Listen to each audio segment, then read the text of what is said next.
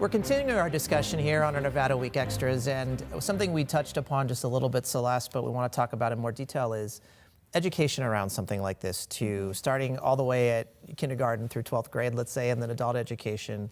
How can education really impact, you think, this as a potential solution?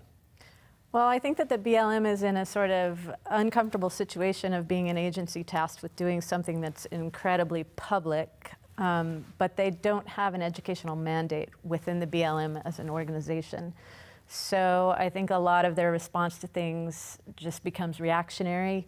There's not a lot of, front-end education about the Wild Horse and Burro program in general, about how our public lands are managed, even about what AML is and how it's determined on an HMA by HMA basis. People don't know that.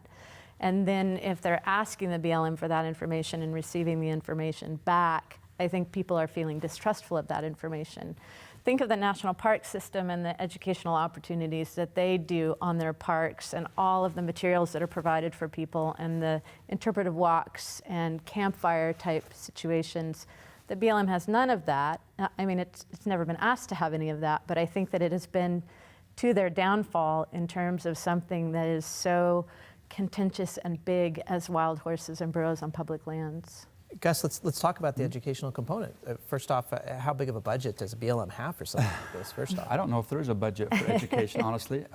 It's not that it doesn't occur, though, because I've been out on the ground with high school groups, with college classes, with organizations. I've explained the program to them, but it's really small. It doesn't reach the general public. Okay.